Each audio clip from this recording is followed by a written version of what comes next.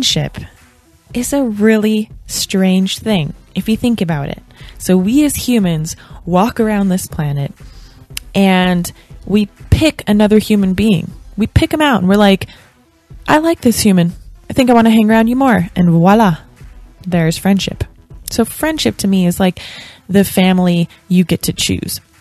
And especially when it comes to that one friend who is your best friend. I mean, I'm talking about that person that you can give your bank account information to and all the rights to all the money in your bank and sleep peacefully that night, knowing you have a friend who would never take advantage of that kind of situation. So today you get to meet my best friend. The one I chose happens to live halfway around the world. She lives in Belgium. But I think sometimes true friendship is just meant to be. And she's a little bit silly. She's a little noisy. She's a little crazy. She's very fun. She's sweet and she's kind. And I am very, very excited for you to be able to meet my best friend today, Cindy. So I am so excited for today's guest because, actually, I don't know why. But I just really like this girl. Something strange about friendship. Sometimes you just find someone and you're like, I like this human. And then you just grab them and they become your best friend. So today I will be speaking with one of my best friends on the whole planet who happens to live 10,000 miles away from me across the ocean in Belgium. And our story, how we met, we were actually supposed to fight each other in Strike Force many, many years ago. And her visa got messed up, so she was unable to come over. So the fight never ended up happening, and we had never spoken at that time. But I remembered a few years later when I was training for Ronda Rousey, I was thinking, who can I bring over who's a great judo expert? And I was like, I remember that girl I was supposed to fight years ago from Belgium who's a black belt in judo. And so I hit her up on Facebook and I said, hey, would you come over and try to throw me on my head? And she said, sure. And so she came over and we just immediately hit it off because I think we're both a little bit nerdy and quite goofy and silly. So we have a great time together. We laugh a lot. But this woman is a really, really amazing individual. She's a mother of three, a single mother of three, and 2 adopted kids, a teacher, has a huge heart. She loves her children and all the people that she teaches and her family. And yeah, she's just a really awesome person. So without further introduction, hi, Cindy. Hi. Talk about yourself. I'm not a goofy one. You're the goofy one. I'm the nasty ass honey badger. For those of you that haven't seen that honey badger video, you have to look it up. I think you look up something like badass honey badger or something. So we're probably going to be quoting and referencing that quite a bit because until 2 days ago, she had never seen this video. So I know this was like a 2-year ago phenom, but for her, it's just yesterday. Because we're a little bit slow in Belgium. I can't help that. So let's talk about your first fight because I really like this story. So my recollection of this story is that Cindy just had a baby, right? Just like 4 months before. No, I started training 4 months before, but I had the baby like a half year before. Okay. And you start training to get the baby weight off. Yes, because I was still carrying the baby around. Or it looked like that. So I still had this like massive ass, actually. And my brother was teasing with me all the time with like, oh, you still look like you have the baby inside. I was like, oh, okay. So I came to his gym, started to train to get the pounds off. And, well, it seemed to work out fine. Like, yeah, I really enjoyed it. So you're training mixed martial arts for the first time because you have a judo background. So you started wrestling when you were 8. Yes. Yeah, until 15, and then you started doing judo somewhere in there as well. I started judo when I was 5. Oh, okay, so before wrestling. Yes, because my mother tried to put me on ballet. That didn't work out. So, yeah. I can't imagine you doing ballet. Yeah, well, I can't. Okay, so you start doing judo, and then you got into wrestling, luckily because another girl was like really petitioning hard to let the girls do it. I know your brother was kind of like your idol growing up, a couple of years older than you, and like he was doing wrestling, so of course you wanted to do wrestling, of course. Yes, and I wasn't allowed because there were no girls allowed in the wrestling team. So no girls allowed. So I had to go for judo, and then there was like this short-haired woman coming in. Her name was Anne, and she made it like she like just pushed herself in, being one of the boys. And I was like, oh, but when she can be one of the boys, I can be one of the boys. That's great. Yeah, so we ended up like 2 girls in the whole team. Awesome. So you wrestled and you continued doing judo, and you did amazing. Won a lot of medals in judo, and did a lot of spectacular things. But then you were disrupted by having babies, right? So you had your first one and kind of walked away from the sport thinking you probably weren't going to really be competing in judo or anything. Yeah. That was one thing. I got babies, but also like my main coach got fired from the Belgian team. And when I stick to somebody, I stick to somebody. It's difficult for me to like change coach and everything. So I ended up having babies and stopped judo because like it didn't work anymore for me. So. And Belgium was like too cheap to want to send anybody anywhere to do anything, right? Yeah, that was with wrestling. So I was like having like international medals and got like I had my selection, like had my the things that I need to have to compete in the world championship, and they were like just like, oh, we don't send girls, we don't have enough money. So I was like, okay, same for grappling, by the way, because I had also my selection for the FILA grappling world championship, and it was like, oh, no money for girls, sorry. I don't have money either, so I couldn't go. Okay, so you had your second child right before you fought Marloes Koenen. So we're circling back around to this, right? Yes. So you have Lola, and then you had Therese like 2 years later? A year later? 1 year later, I had like, I fought Marloes like when my baby wasn't even a year old. Yeah. So what's really hilarious about this is I remember you telling me like that the first time you ever put on a pair of gloves was like right before the fight. Like you're walking out and they're like, oh, you have to wear gloves. You're like, oh, okay. Yes. I knew I had to wear gloves, but I didn't train with them because I trained only for 4 months. And they were like, oh, you can fight Marloes, and after that you can go back to amateur. That was a lie. I couldn't go back anymore. But so I was like 0-0, and I was like, yeah, well, it's an experience. And my brother had a strange kind of faith in me.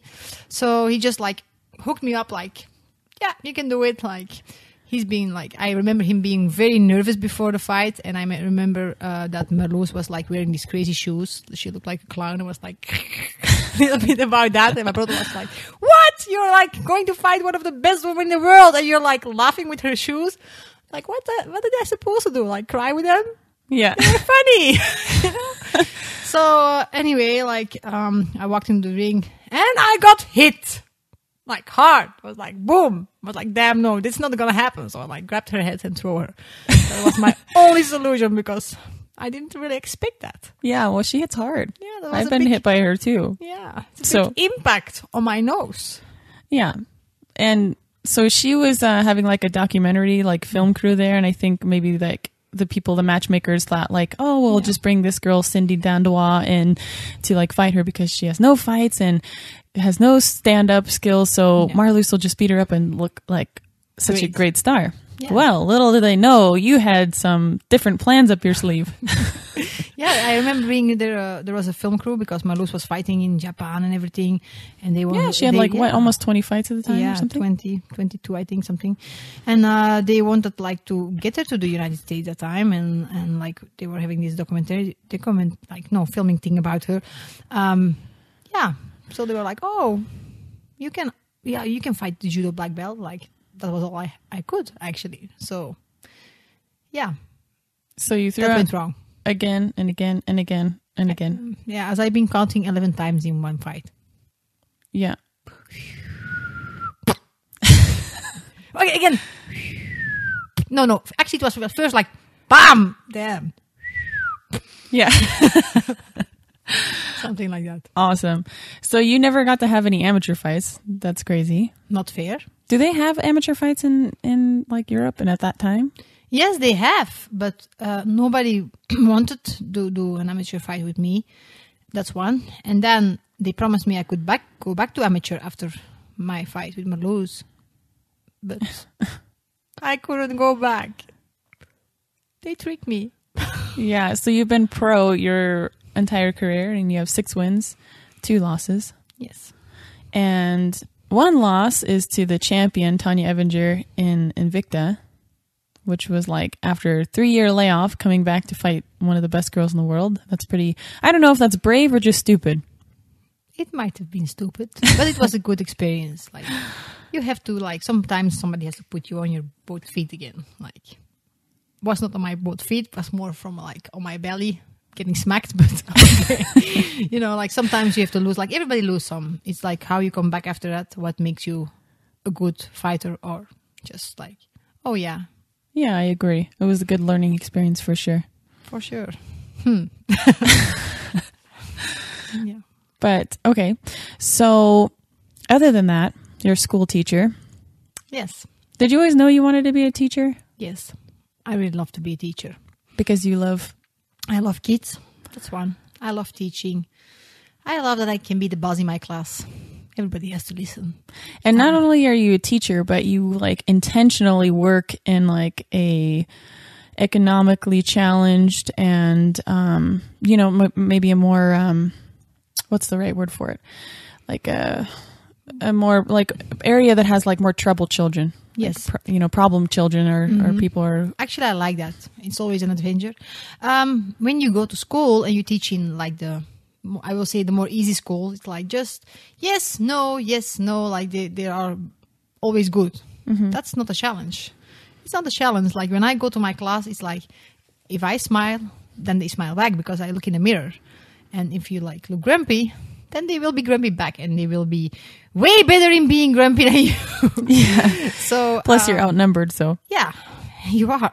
So I really love teaching in that kind of school. I think if you teach them something that's like giving you way more better feeling, because then you know you did it right, and I know how to handle them. Like they know, and I know. So well, I applaud you for that, because I don't claim to be like the best with kids. Like I'm not terrible. I mean, I had my little sister was born when I was 15, and you know that I like, you know, helped a little bit because my mom worked graveyard and my dad worked day shifts. So I would help a lot when I could, but I wouldn't say I would want to lock myself in a classroom with 30 middle schoolers and try my luck. Yeah. So I really applaud you for that. I like that. And your kids, they really love you. It's like really, it's crazy. I remember the one time that I came over to Belgium and I got to visit your classroom. I mean, those kids is like, you see some of the teachers or hear like they're complaining about how awful it is and how you know, these children are such terrors. But it's like,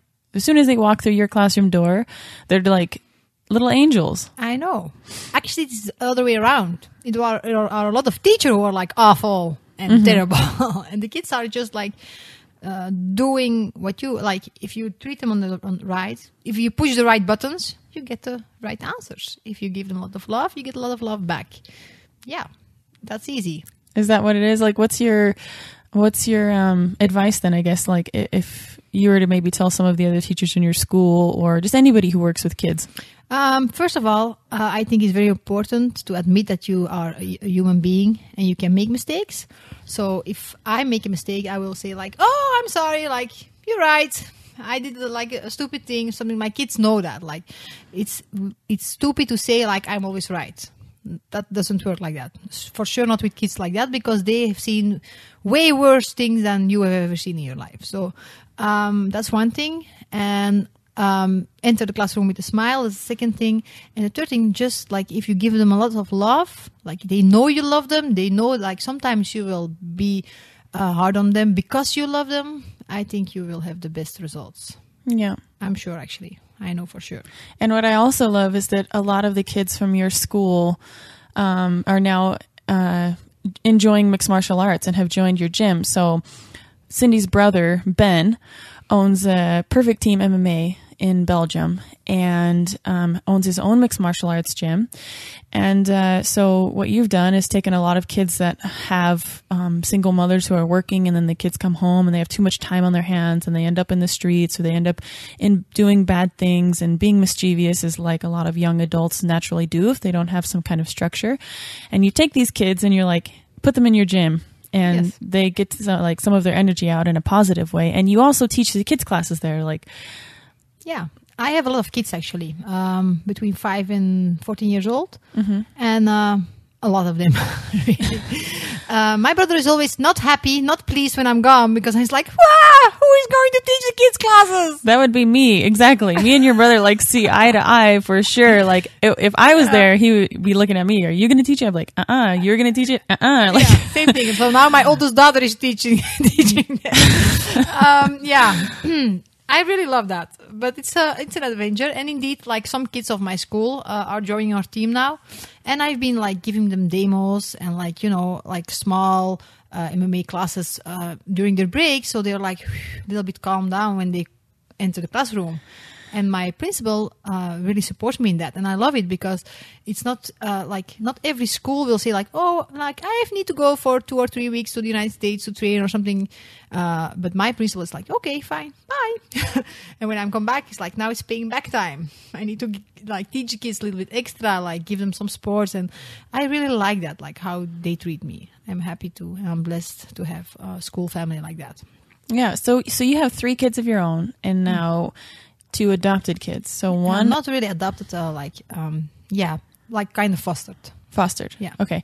So, but one of them was your student. Yes. Yeah, Victoria. Yeah, she's awesome. Yeah. So, how old is Victoria now? She's now 15, And this little girl just really idolizes you. I think it's so cute. She just lights up when she talks about you, and I think if she could like be a miniature version of you, like she would be like in a heartbeat. And it's so cute. I really, really enjoy that. And she's doing well too, and grappling and mixed martial arts, and yeah, she's doing very well. And then she has a little baby sister. Yes. Her name is Yasmina, and she's 4.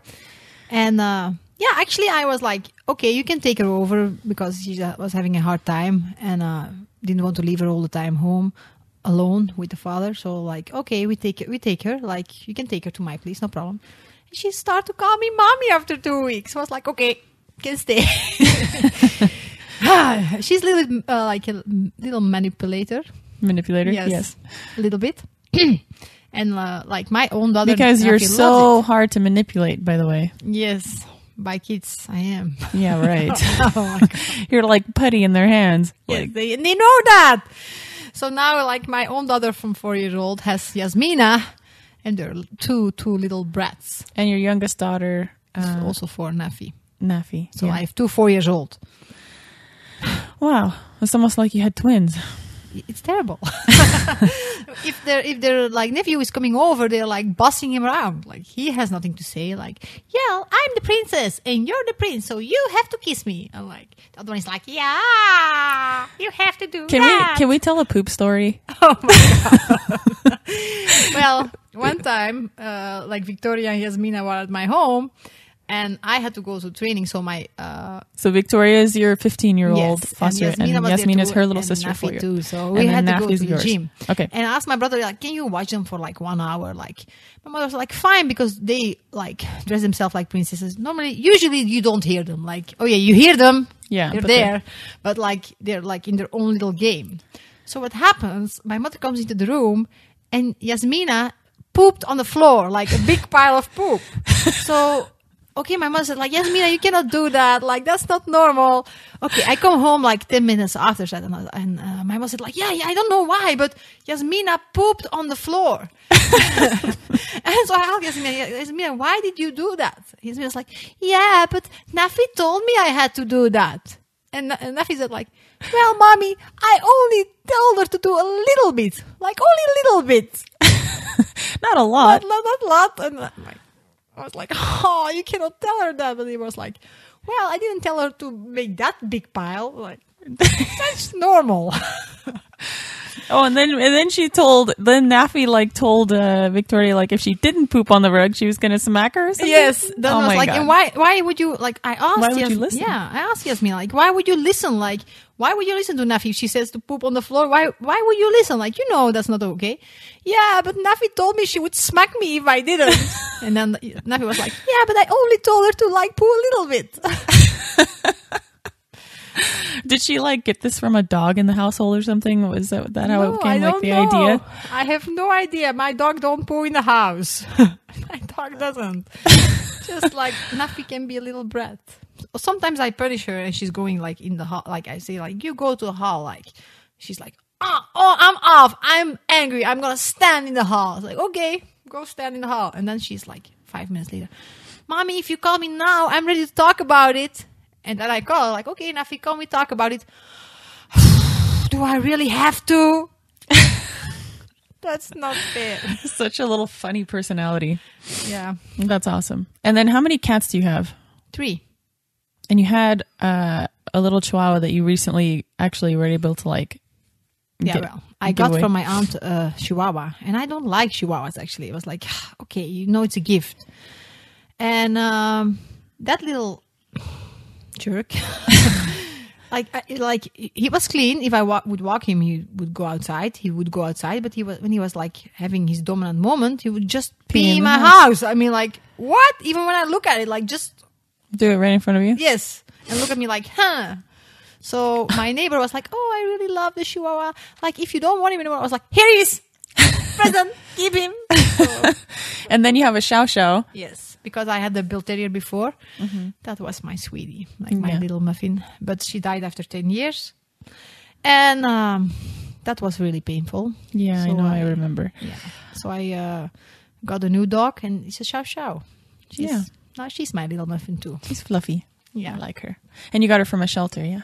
No, from a normal, like I had her as a puppy. I bought her. Yeah. Nice. That's awesome. Yeah, she's sweet. What else did I want to talk to you about? I feel like there's so many things and so many funny stories, and I don't even know which ones I want to tell and which ones I'm like, let's just not talk about that one. There are things you better cannot talk about. Okay, I'm gonna talk about the vagina kicking story. Oh, that's your story. That's You my kick me. story. Okay. So when I had invited Cindy over to train with me for the Rousey fight, well, I was working on my push kicks and we were sparring. So I was like, oh, I'm going to really push kick her a good one in the stomach when she comes forward this time trying to grab me. So she came forward like very quickly and I tried to like snap my leg up there very quick. Well, I didn't have shoes on, of course, because we don't spar in shoes. So I push kicked her right in the vagina. And it was a loss for me because I hurt my foot so bad. I like literally bent my toe all the way backwards, and like I was the one rolling around on the ground and you were like still standing there. So I'm like, you have an iron vagina, to say the least.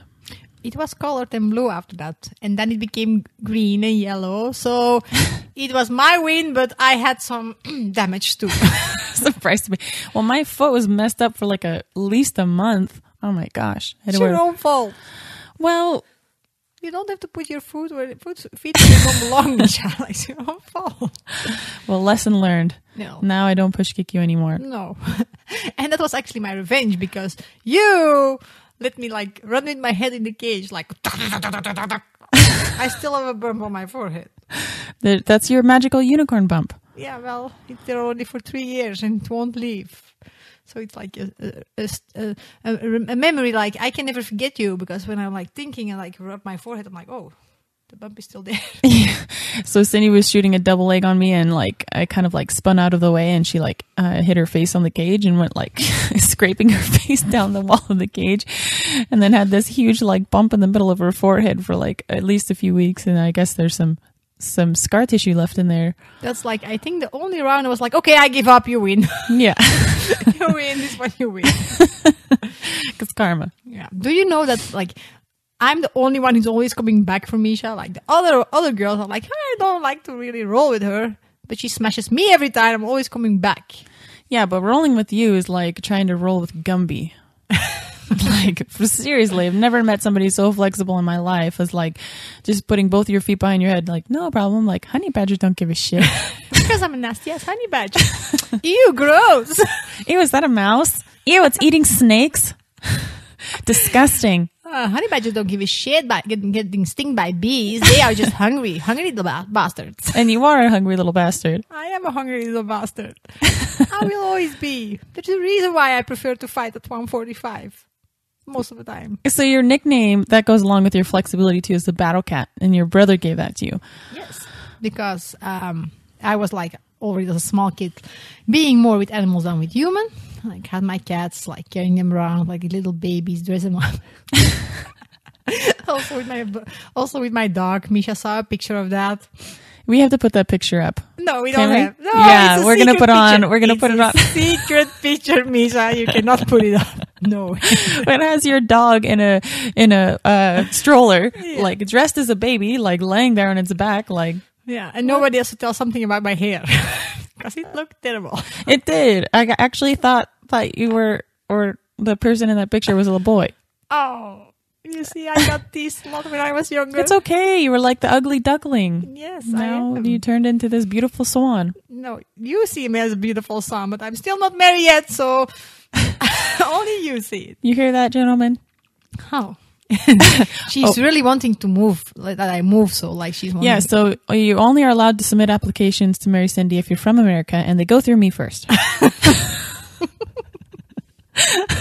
Oh, poor guy. Okay, let's tell the so Cindy went for the tryouts for the Ultimate Fighter and did really amazing. I mean, was like really working hard on her striking because that's something that's like really your weakest link. You have great judo, great wrestling, great grappling, but you're striking something that like can have some improvement. And I really noticed like you improved a lot. So cheers to that.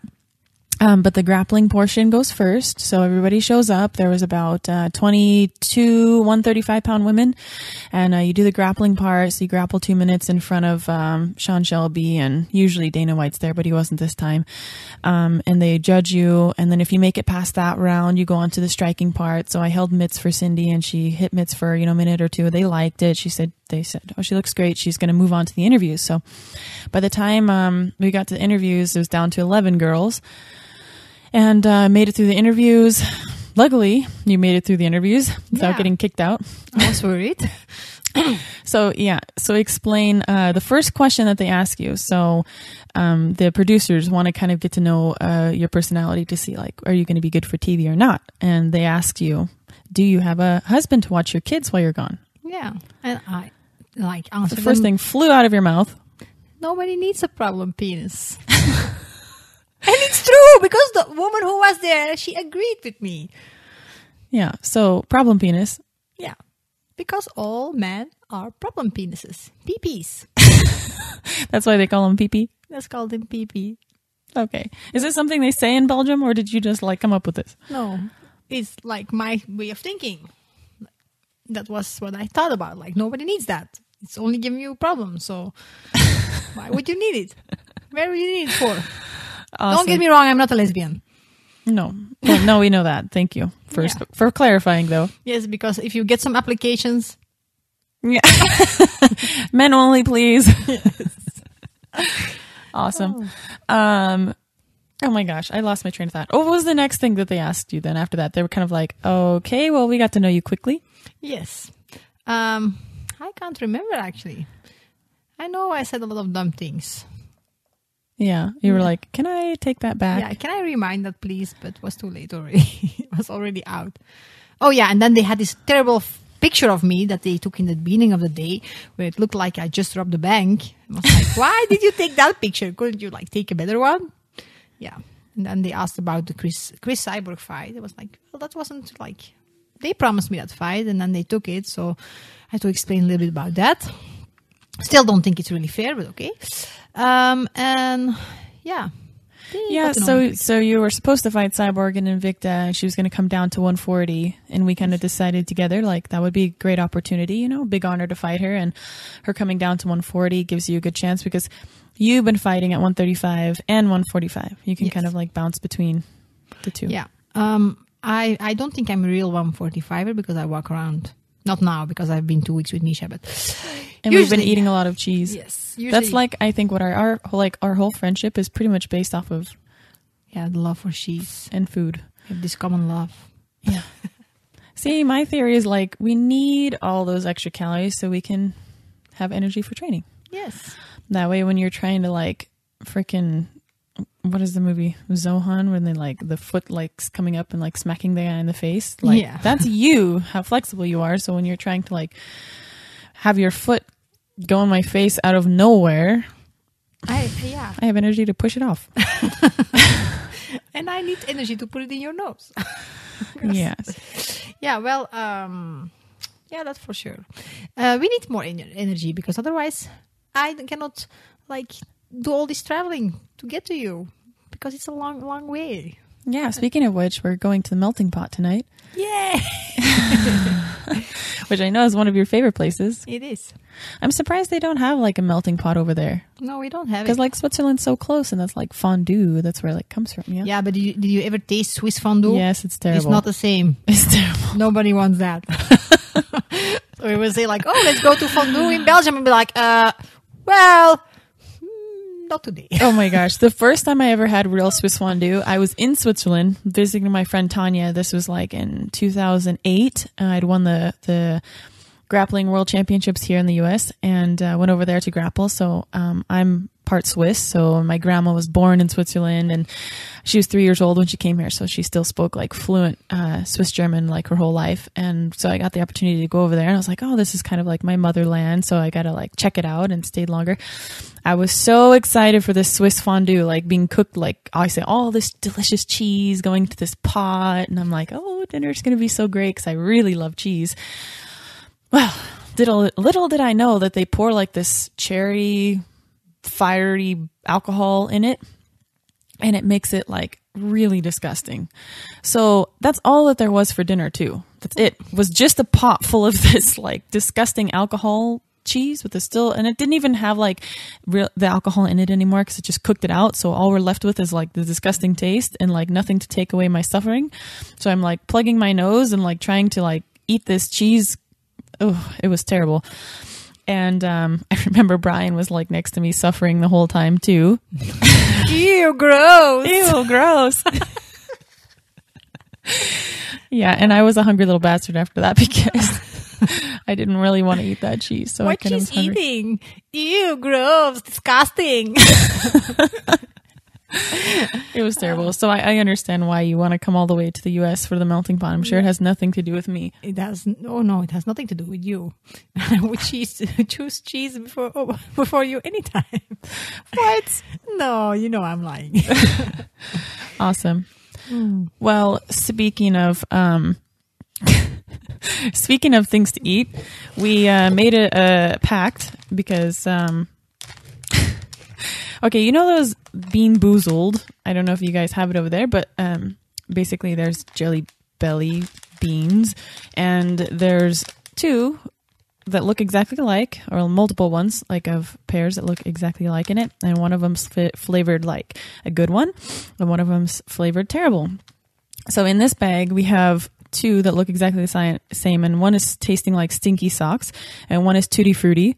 Then the next one's a rotten egg and buttered popcorn, and you can't tell which one is which. They look exactly the same. So one's going to be delicious butter popcorn, and one's going to taste like a rotten egg. Then we have peach, one that looks like that's barf also. Then we have a juicy pear or a booger. We don't know. We have coconut or baby wipes, lime or lawn clippings, berry blue or toothpaste, chocolate pudding or canned dog food. And we have caramel corn and moldy cheese. And we have licorice and skunk spray. I want to know how they can get the taste of a booger in a bean. Like, who is giving their boogers? Dude, Jelly Belly, like, they're amazing. They can capture like any flavor they really want in the world. Like, I've had many jelly beans before, and it's like always shocks me like how much it tastes exactly like what it is. So I'm sure that the booger probably tastes exactly like a booger. But who is giving their boogers to it? Like, somebody has to like poke their nose to put taste in the beans, then, right? True. Yeah. Well, I don't know. Let's not question this too far because we already said that we're going to try these together. And I hope that you get... I don't want to try the licorice one at all, though, or the skunk spray, because I don't like licorice or skunk spray. So I'm not doing that one. Oh my gosh, get this little package open. Wait, I have scissors.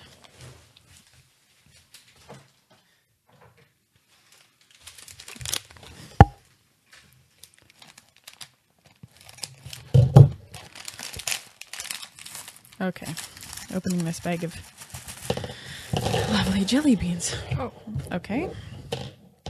So, we want to do we have to search for 2 of a kind so that we can like try it and see who gets what. I don't want to try the toothpaste. Toothpaste, that's like the least worried one. Are you kidding me? No, I know, because you guys in mint are terrible. So you'd rather have the barf one? I don't know what barf is, though. I guess so. Barf is throw up. Oh. It's another word for vomit. Oh, okay. Okay. Let's start with something mild. Let's start with like the Tutti Frutti and Stinky Socks. You're sure you cannot see the difference? You cannot see No, they look exactly the same. I don't trust you at all. Fine, you pick the one. Okay. Okay, now hopefully they're either got to be hopefully both good, or you get the Stinky Socks. Okay. Ready? Go. Oh. Oh. They are both stinky. That's terrible. How the fuck can they catch that flavor? It's disgusting.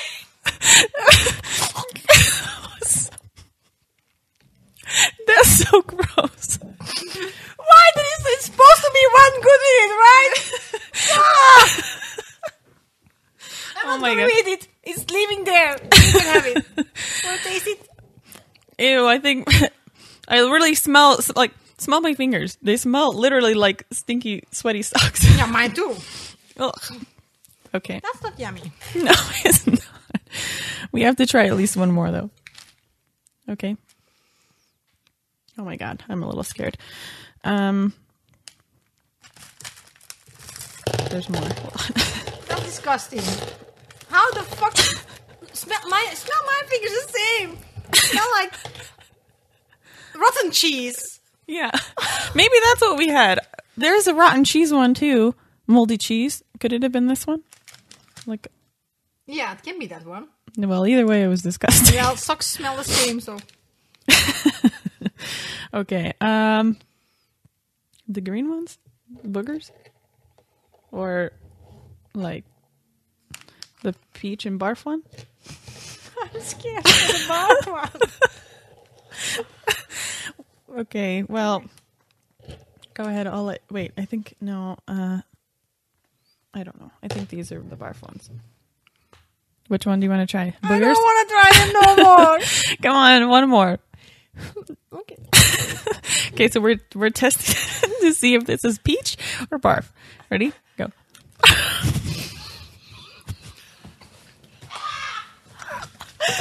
fair. It tastes really like barf. What?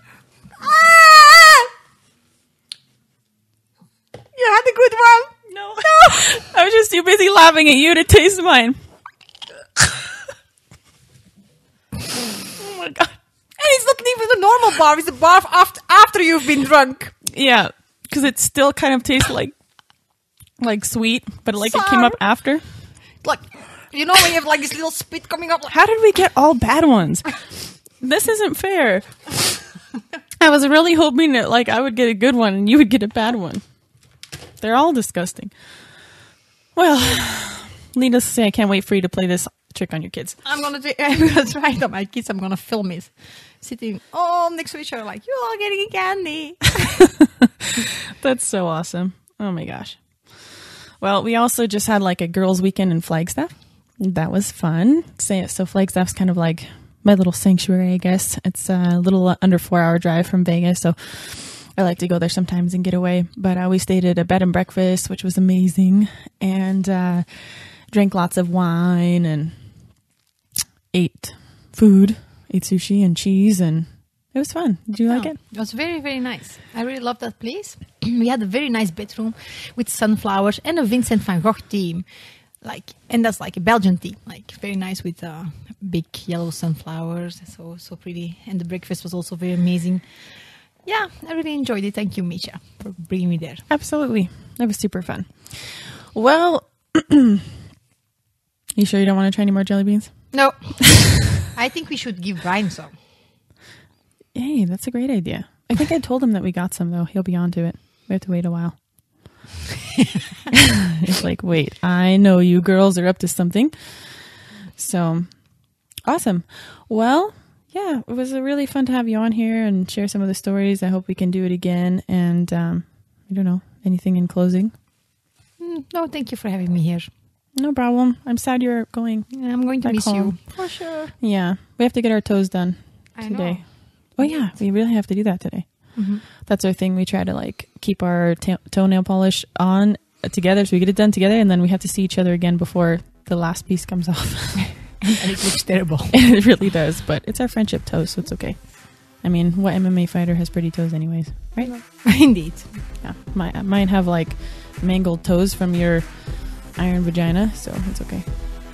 Mine grows before that anyway. So.